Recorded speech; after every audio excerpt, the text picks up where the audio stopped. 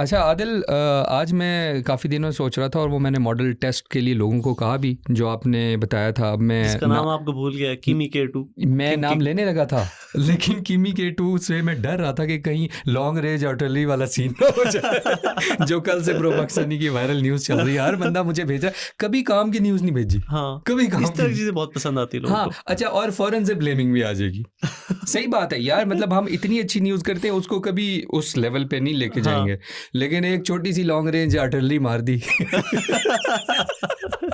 तो चले। लेकिन बात यह है कि किमी K2 के बाद मैं सोच रहा था कि चैट GPT 5 का क्या बनेगा, बट चैट GPT का सुना है 5.1 वर्जन आ गया। क्या सीन है? टाइमिंग वैसे बहुत अच्छी है मेरे ख्याल से। इसी वजह से सैम आल्टमैन की कोई ट्वीट वगैरह कुछ नहीं आई थी K2 पे। जिस तरह डीप सीक पे उसने एक कमेंट कर दिया था और उसके बाद बिल्कुल जो US मार्केट थी ना, वो तहस नहस हो गई थी। लोगों ने पैसे निकालना शुरू कर दिए थे AI कंपनी से। तो इस दफ़ा उसने एहतियात की, इसने कोई कमेंट नहीं किया किमी K2 पे, उसकी जगह इन्होंने 5.1 रिलीज़ कर दिया। यहाँ पे मैं 5 की असलियत बयान करना चाहूँगा। चैट GPT 5 असल में इनकी एक कॉस्ट कटिंग मेजर था। इन्होंने 4o मिनी को, अब पता है ना, वो सबसे कम रिसोर्सेज इस्तेमाल करता था। उसका कॉन्टेक्स्ट भी बहुत थोड़ा था, वो ज़्यादा देर याद नहीं रख सकता था, उसकी वर्डिंग भी फ्लफ बहुत ज़्यादा होता था और ये सारी उसमें चीज़ें होती थी। लेकिन वो इनको महंगा पड़ रहा था। फ्री यूज़र्स भी यूज़ करते हैं, पेड यूज़र्स भी, मतलब छोटी छोटी इनकी रिक्वायरमेंट्स होती हैं। नॉर्मल यूज़र की रिक्वायरमेंट बहुत बेसिक इन्फॉर्मेशन की होती है और उसके लिए वो इतना हैवी किस्म का उनको जो प्रोसेसिंग पावर यूज़ करनी पड़ी थी, तो it was a waste of money. उन्होंने 5 लॉन्च किया। उस 5 के अंदर मुख्तलिफ मॉडल्स एक्सेसिबल हैं। 5 खुद ब खुद चूज़ करता था कि किस तरह की प्रोसेसिंग देनी चाहिए इस यूज़र को।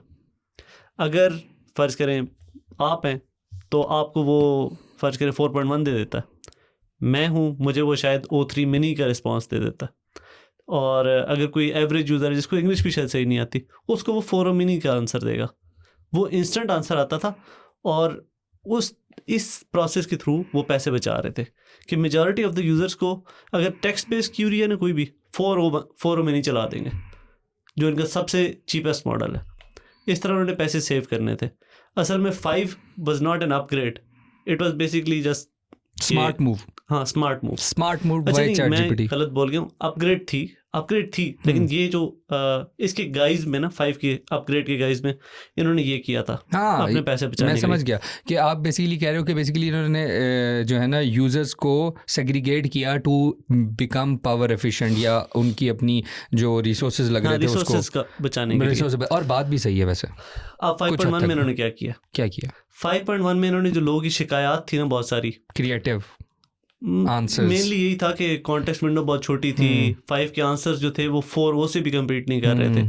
तो बहुत सारे लोगों ने डिमांड की थी, बैकलैश आया था, फिर उन्होंने 4o वापस ले आए थे, फिर बाकी पुराने मॉडल्स भी वापस ले आए थे। एक और भी आई थी बात जो आपने बताई थी, अब याद है? आपने कहा था कि इसको बार बार कहना पड़ता है, वो यही वजह थी। जी, वो जो लोग कह रहे थे कि गुस्से में कहना पड़ता है, ये करना पड़ता है, दैट वाज द थिंग। अब इन्होंने ये कर दिया कि 5.1 तो आ गया, लेकिन इसके साथ जो लेगेसी मॉडल है ना, ये एक्सेसिबल होगा 3 महीने तक। इस दौरान लोग फीडबैक देंगे और इन्होंने बीच में से जो 4o मिनी के मसले थे ना, वो निकाल दिए। अच्छा। तो एक जो अपग्रेड है वो ये है कि अब 4o मिनी ये उसको नहीं बोलते, ये उसको 5 ही बोलते हैं। आपको वो आंसर्स देता था जो लंबे लंबे होते थे, उसमें से वो फ्लफ रिमूव कर दिया करेगा, तो ज़्यादा बेहतर आंसर्स होंगे। दूसरी चीज़ इन्होंने की है कि अब इंस्टेंट जो थिंकिंग का इंस्टेंट मॉडल था ना, वो हर किसी को एक्सेसिबल होगा और ज़्यादातर जो आपकी प्रॉम्प्ट्स होंगी वो शायद उसकी तरफ रेफ़र हो, जिसमें भी वो खुद से देखेगा कि अगर रिक्वायर्ड है वो थिंकिंग की तरफ शिफ्ट हो जाएगा। और जो मेन थिंकिंग मॉडल था ना, इंस्टेंट वाला नहीं, वो थिंकिंग वाला हमेशा 1.5-2 मिनट लेता था मिनिमम, कई मौक़ों पे 6-6 मिनट भी लेता था। तो अब उन्होंने उसके टाइम को कट कर दिया। तो मेन फोकस जो था वो टाइम और जो आउटपुट्स मिल रही थी ना, उनको थोड़ा सा चेंज किया उन्होंने। कोई भी चैट GPT ने, OpenAI ने इस बारे में बात नहीं की कि कोई थिंकिंग एबिलिटी में उसकी इम्प्रूवमेंट आई है। बेसिकली जो उसका प्रोसेस था ना, उसको उन्होंने थोड़ा सा इम्प्रूव किया। अच्छा, यानी है वही मॉडल बट उसको प्रोसेसिंग वाइज ज़्यादा उसको थोड़ा सा एफिशिएंट किया, थोड़ा सा इम्प्रूव किया। मैं समझ गया। इसका मतलब ये है कि अभी भी जो है कुछ फ्री मॉडल्स इसका मुकाबला कर सकेंगे ऑब्वियसली। जी, फ्री मॉडल्स अभी भी इसका मुकाबला कर सकते हैं और अगर ये आइटरेटिव अपग्रेड ला सकते हैं तो बाकी कंपनियां भी ला सकती हैं। एक और बात जी, 5.1 के आने पे डू यू थिंक के यूजर्स को फिर खुद को भी अपग्रेड करना पड़ेगा सो दैट उनको प्रॉम्प्ट वो वाली यूज़ करनी पड़ेंगी जो अक्सर एआई प्रॉम्प्ट बना के हम लगाएं ताकि वो उस लेवल का रिजल्ट। ये तो है कि आपको प्रॉम्प्ट्स अपनी जो है वो चेंज करनी पड़ती है हर मॉडल चेंज होने के बाद। वो सेम प्रॉम्प्ट उस तरह काम नहीं करेगी जब भी कोई मॉडल में चेंजेस आएंगे, उसका ज़ाहिर एक प्रोसेस पूरा चेंज हो जाता है। बहुत सारे की जो आप वर्ड्स इस्तेमाल करते हैं, कीवर्ड्स कुछ काम करवाने के लिए, वो शायद इररेलेवेंट हो जाते हैं और कुछ नए वर्ड्स आपको ऐड करने पड़ेंगे, कुछ नई चीज़ें आपको, वो नई गलतियां करेगा, वो नई गलतियां आपको प्रॉम्प्ट्स में डालनी पड़ेंगी कि वो पहले ही आप उसको बता दें गलती नहीं करनी तुमने। ठीक है, इसका मतलब ये है कि इसके ऊपर अभी जब जो ही ये इसके फॉलो अप आएगी तो हम बताएंगे मसले क्या हैं। हाँ, इसको मजीद थोड़ी सी टेस्टिंग वगैरह करेंगे और बताएंगे कि कैसा है। एक चेंज जो और ये लाएं कि GPT-6 के आने तक अब वेट नहीं करना पड़ेगा, ये इस तरह के आइटरेटिव अपग्रेड्स लाते रहेंगे। तो हो सकता है 5.1 के बाद 5.2 आ जाए, कुछ महीने बाद फिर 5.3 आ जाए। एक तो ये इनको न्यूज़ में इन रखेगा और इन्वेस्टमेंट्स आती रहेंगी, और दूसरा हो सकता है यूज़र्स के फीडबैक ले रहे हैं एक्टिवली तो प्रोडक्ट भी इम्प्रूव होता रहेगा। सही। अच्छा, मुझे एक और बात बतानी है आपने कि आपने 2 दिन 3 दिन हो गए बड़ी अच्छी खबरें सुना रहे हैं, बट कुछ PTA के बारे में, कोई 5G के बारे में कोई अफसरदा खबर नहीं सुनाई आपने मुझे। बस गवर्नमेंट हमारी फाइनलाइज कर रही है 5G का, और इस हफ्ते एक्सपेक्टेड है कि 5G के मामले में जो भी ऑक्शन के लिए डिसीजंस लेनी है ना इन्होंने, वो इसी वीक में ले लेंगे। और उसके बाद फिर हमें जो इन्होंने डेडलाइन दी हुई थी इस ईयर के एंड की, वो तो पूरी होती नज़र नहीं आ रही, लेकिन विद इन लाइक 3 मंथ्स और 4 मंथ्स 5G के ऑक्शन हो जाए शायद। गुड। और PTA के बारे में क्या ख्याल है आपका? PTA ने हमें एक और तोहफा दिया है।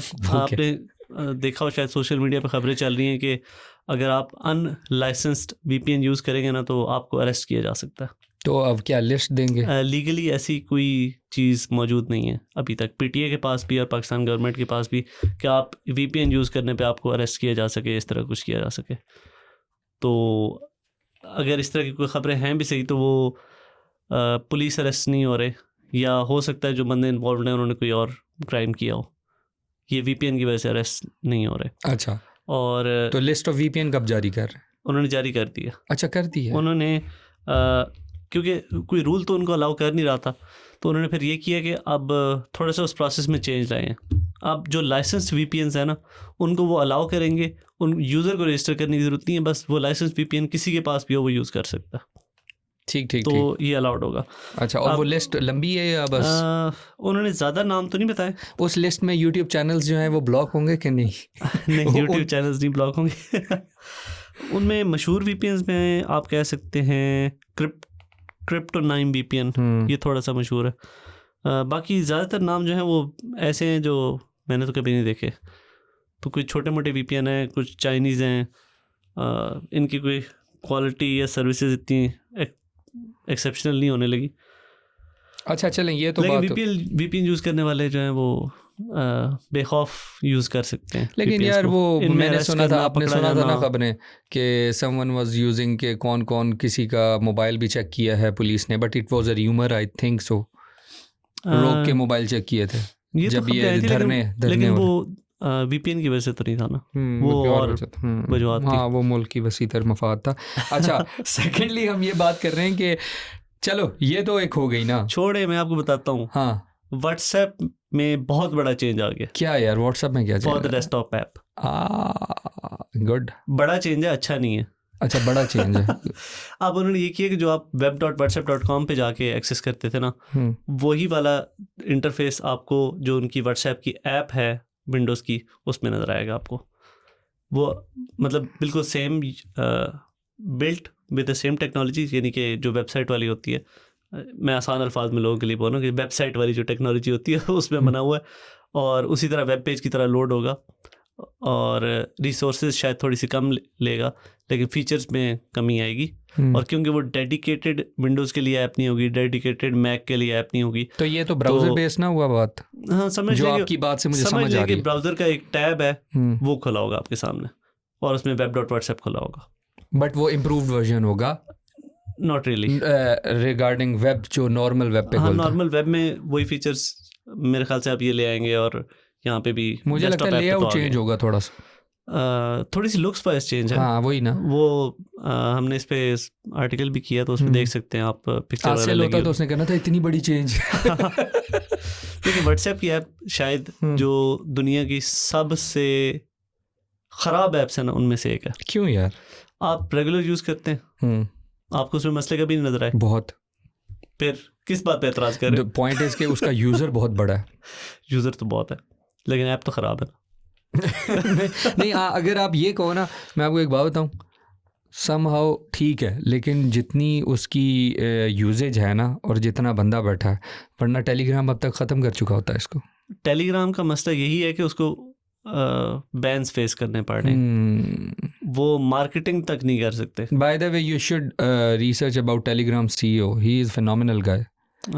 I like that guy too. हाँ, he is running the work he does. हाँ, the work he does. Telegram, लेकिन मुझे लगता है टेलीग्राम वही बात है ना कि टेलीग्राम को बेसिकली उस पर कुछ रिस्ट्रिक्शंस नहीं है, कुछ चीज़ें नहीं है, और आपका जो ऐप की क्वालिटी है ना, मैं जितने सालों से देख रहा हूँ उस लेवल पे कोई ऐप मुझे मिली नहीं। लेकिन एक बात बताऊँ, इतनी स्मूथ, इतनी एफिशिएंट, ना वो रिसोर्सेज लेती है, ना वो आपकी बैटरी खाती है, अनलिमिटेड फाइल्स भेज सकते हो आप उस पे जी। और व्हाट्सएप को देखें, साइज बढ़ता जा रहा है।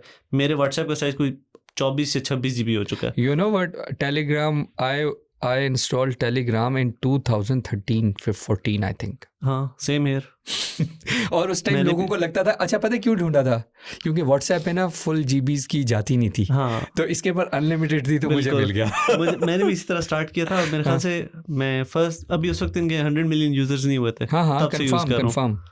आई थिंक ये आई ही उसी सालों में ही थी। अब मुझे एग्जैक्टली साल मुझे नहीं याद, लेकिन उस वक्त वो हुआ था जूलियन असांज वाला केस, और वो सिग्नल ऐप जो है उसका भी जिक्र आया था, और साथ टेलीग्राम का उसने जिक्र किया था। मेरा नाम जेन से निकल गया, FBI का जो विसल ब्लोअर था। वो तो नहीं, स्नोडन की तो नहीं बात कर रहा। स्नोडन की बात कर रहा हूँ। स्नोडन ने इन 2 ऐप्स का नाम लिया था कि ये अच्छी हैं, लेकिन बाद में उसने आहिस्ता आहिस्ता कहा था कि ये उतनी सिक्योर नहीं है टेलीग्राम, सिग्नल बहुत ज़्यादा सिक्योर है। दैट्स व्हाई वो फिर बाद में इनके CEO को छोड़ना पड़ गया था, रशिया बेसिकली। हाँ, आपको पता है टेलीग्राम का CEO अब दुबई में रहता है। वो रशिया से भागा हुआ है। हाँ, वो ईरान से भागा हुआ है, वो पाकिस्तान से भागा हुआ है, वो US से भागा हुआ है। अब कोई एक उस ऐप में क्या चीज़ है कि जिसकी वजह से गवर्नमेंट्स उसके पीछे भाग रही है? मैं बताता हूँ, they can not control the data. वहाँ जो हरकत हो रही है, क्योंकि उसकी वजह है, हम इसको प्रमोट नहीं कर रहे क्योंकि there are many illegal things as well. मैं एक ऐसा वाकया बताता हूँ ना, बताएं। इनसे और कोई तरीका इनके पास था नहीं कि उससे डाटा निकलवा सके। इन्होंने पता क्या किया? फ्रांस के प्रेसिडेंट ने क्या नाम है, तुम्हें नाम भूल जाते हैं। फ्रांस के प्रेसिडेंट ने बुलाया, कैमरन तो नहीं? नहीं कैमरन नहीं, जो भी है, बस मेरा नाम दिमाग से निकल गया। फ्रांस के प्रेसिडेंट ने बुलाया इसको, CEO को डिनर पे, ऑफिशियल डिनर पे। ये गया डिनर के लिए फ्रांस। पेरिस में भाईजान की फ़्लाइट लैंड हुई और इनको एयरपोर्ट पे अरेस्ट कर लिया गया। अरेस्ट करके इस बंदे को 30 दिन तक बिल्कुल, मतलब कोई खबर नहीं थी किधर गया है बंदा। इसको मेंटल टॉर्चर किया गया और इसको धमकियां दी गई कि हम तुम्हें सारी ज़िंदगी कभी नहीं छोड़ेंगे अनलेस तुम हमें डाटा प्रोवाइड करो। अब ये बंदा रूस से भागा हुआ है, ये बंदा इतने मुल्कों से भागा हुआ है क्योंकि वो ये कहीं पे भी एक्सेस नहीं देता था। फ्रांस वालों ने ये तरीका किया कि इसको हम लोअर करते हैं ऐसे करके कि हम तो वेलकम करते हैं, तुम इतनी अच्छी ऐप है तुम्हारी, और मतलब तुम प्राइवेसी के इतने बड़े सपोर्टर हो, और बुला के उसके साथ ये किया। और उधर से इनका एग्रीमेंट हुआ। इसने जैसे ही वहाँ से निकला, इसने पब्लिक इंटरेस्ट में सारा कुछ बता दिया। इसने कहा मेरे से उन्होंने अप्रूवल्स लिए हैं कि मैं उनको डाटा प्रोवाइड करूँगा। और डाटा क्या है जी, इनके पास, इसने एक तो प्रोसेस इतना अच्छा बनाया ना कि ये डाटा दे भी नहीं सकता। जो डाटा ये दे सकता है वो ये है IP एड्रेस। उस IP एड्रेस से रिलेटेड कोई अगर यूज़र का अकाउंट नेम है तो वो बता सकता है, और बस इस तरह की, मतलब जो बेसिक इन्फॉर्मेशन है वो। But not the actual chats, actual data transferred. हाँ, वो ये नहीं दे सकता, एक्चुअल थिंग्स जो कि बाकी ऐप्स पे हम। एक उन्होंने इंश्योरेंस और लिए कि जो सर्टेन टाइप का कंटेंट है ना, जो जिसको ये कहते हैं टेररिस्ट कंटेंट, वो उसके रोकने के लिए कोई प्रोसेस बनाएगा। हाँ मैं समझ गया। लेकिन ये बैक इन कुछ अर्सा पहले की बात है ये। हाँ, ये काफ़ी अर्सा हो चुका है। आई डोंट थिंक सो कि अब क्या बनेगा टेलीग्राम का, बट पॉल डुरोव जो नाम है मुझे भूल गया हाँ, था, जिसको डुरोव, मैंने yes. इंस्टा पे फॉलो किया हुआ है, अमेजिंग गाय। मैक्रोन, मैं भी वही अच्छा मैं कुछ और नाम लो नहीं वो फ्रांस वाले का नाम। मैं हाँ वही मैं कोई शायद गलत नाम लेगा। आई नो दैट वो लाइक उसको। अच्छा चलो यार, ये तो एक हो गई व्हाट्सएप और इसकी बातें। अब यार कोई अच्छी सी कोई मजे की कोई मोबाइल की बात बताएं। मोबाइल की बात बताऊं, बहुत जोर से आई है मुझे। ट्राईफोल्ड की खबरें आ रही हैं, अगले महीने आ रहा है। यस, और ट्राईफोल्ड भी बहुत ही सैमसंग का ट्राईफोल्ड। मैं वैसे एक्सपेक्ट कर रहा हूँ कि यहाँ जो है ना सख्त मुकाबला होने वाला है हुआवे को। लेकिन मुकाबला कैसे होगा? हुआवे की भी लिमिटेड डिवाइस है। नहीं, I am just mass produce नहीं कर रहा है। नहीं, मैं लिमिटेड की बात नहीं कर रहा, मैं बताता हूँ, मैं कह रहा हूँ इनोवेशन का मुकाबला। हाँ, इनोवेशन का जस्ट आप छोड़ दें, हुआवे कहाँ वो बिकना सिर्फ है? 1.5 साल लेट है, लेकिन इनोवेशन का मुकाबला है। चलो ठीक है, लेकिन ट्राईफोल्ड में जो है यार, मैंने सुना है कि इस दफ़ा ट्राईफोल्ड की जो क्वालिटी है वाइज वो भी बहुत अच्छी आने लगी है, लेकिन कोई एक्सपेक्टेड डेट है जहन में? डेट तो नहीं है, लेकिन नेक्स्ट मंथ का ही पता चला। 5 दिसंबर कह रहे हैं कुछ वेबसाइट्स कह रहे हैं। अब डेट ज़रा इवेंट के करीब जाके ही पता चलेगा। लेकिन सैमसंग से मैं एक्सपेक्ट करता हूँ कि कोई बेहतर चीज़ शायद इम्प्लीमेंट करें जो हुआवे ने भी ना की हो।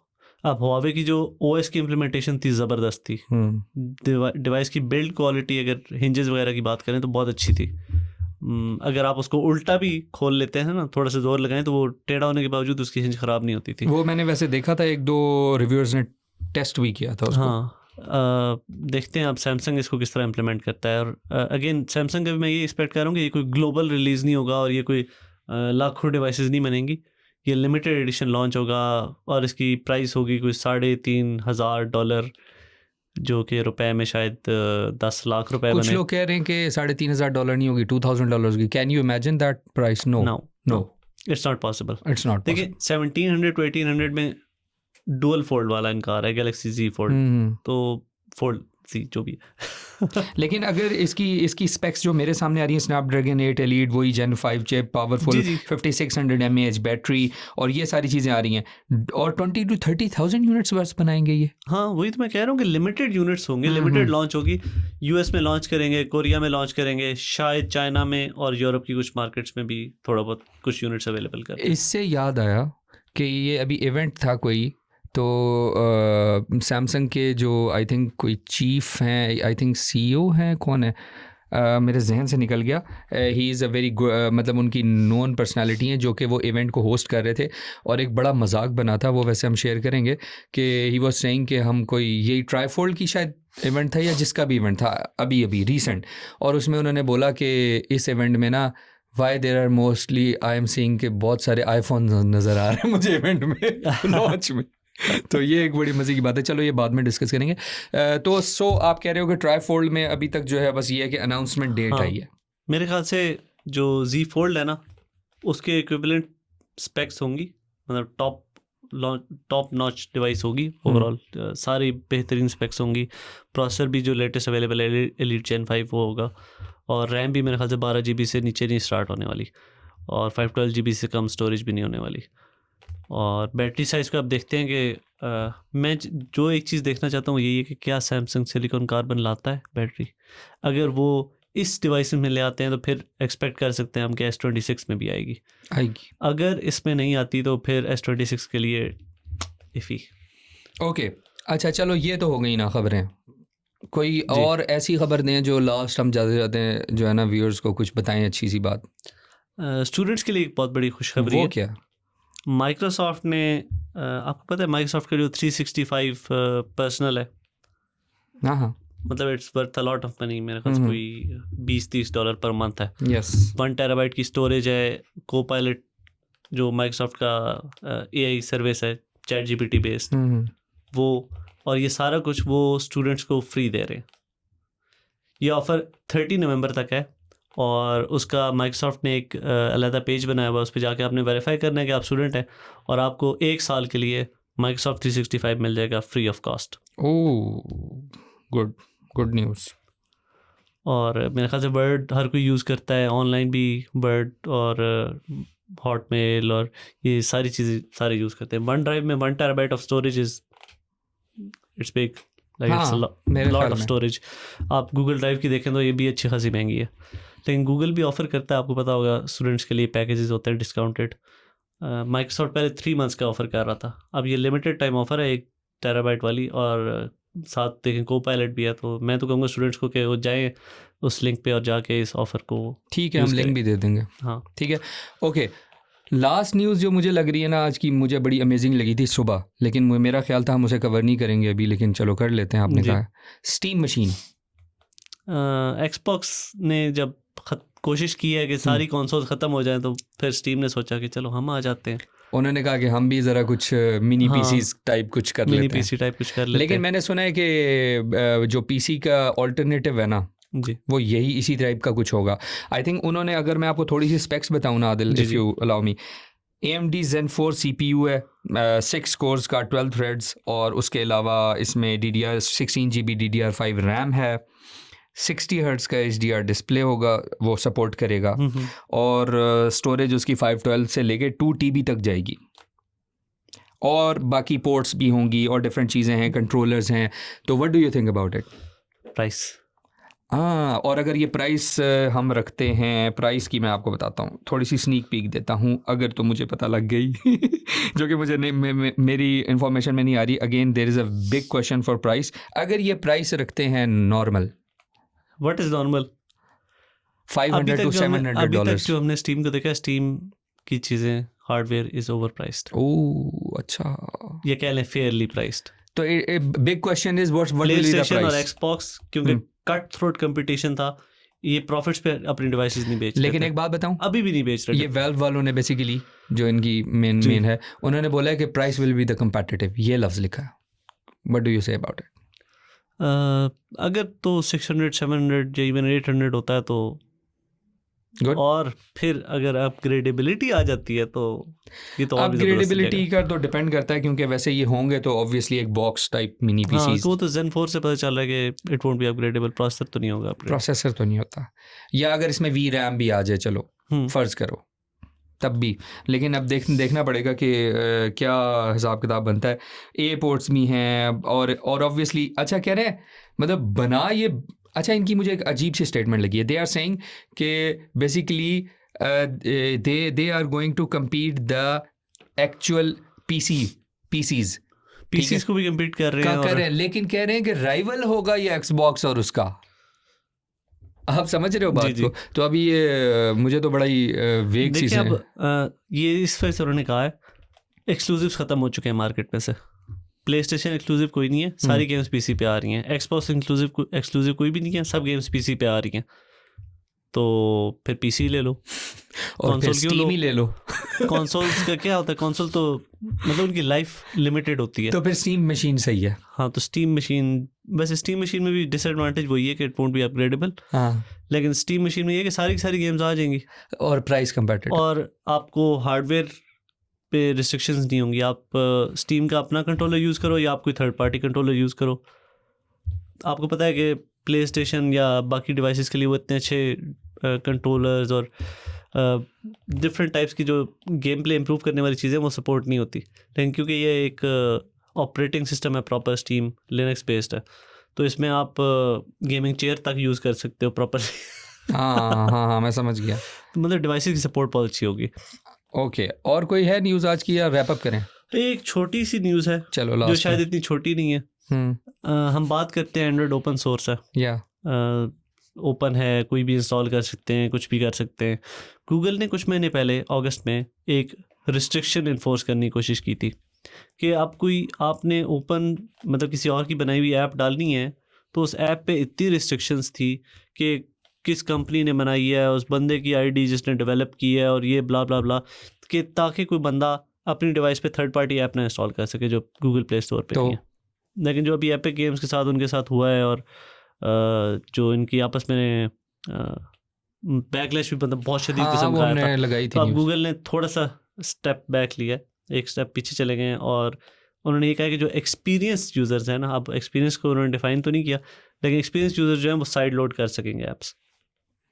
ओके, मतलब हम लोग तो साइड लोड अभी तो कर सकते हैं ना, कोई भी ऐप फर्ज करें, एफ-ड्रॉइड ऐप स्टोर है, उससे डाउनलोड करें, एफ-ड्रॉइड से कर लें, अमेज़ॉन के ऐप स्टोर से कर लें, तो पहले तो हम लोग ये कर सकते थे आराम से, अगले जो वर्जन एंड्रॉइड के आ रहे हैं उसमें इसको लिमिट करना चाह रहे थे, तो प्ले स्टोर आपको एरर देना शुरू कर देता। अभी भी आपने देखा होगा कि गूगल वॉलेट जो है वो बहुत सारे डिवाइसेस के साथ नहीं चलता। फ़र्ज़ करें आपने चाइना से कोई फ़ोन लिया है और उस पर आपने प्ले सर्विसेज तो इंस्टॉल कर दी, लेकिन गूगल वॉलेट नहीं चलेगा उस पर, क्योंकि Google will consider it as a tempered device. लेकिन अभी वो रिस्ट्रिक्शन थोड़ी कम कर रहे हैं। हाँ, वो ये कुछ रिस्ट्रिक्शंस कम कर रहे हैं। गूगल वॉलेट अभी भी नहीं चलेगा लेकिन वो तो सेपरेट चीज़ है। ऐप्स कम से कम इंस्टॉल कर सकेंगे हम। ओके चलो, तो अब देखते हैं उस पर डिटेल प्रोसेस वगैरह डिटेल आती है तो पता फिर इस पे चलेगा बात कि करते हैं। गूगल ने कितना यूज़र्स का सोचा है और कितना एपिक गेम्स ने उनको अपनी जगह पे बिठाया है। चलो, ये एपिक गेम्स वर्सेस गूगल चलता रहेगा और I think it's a wrap up.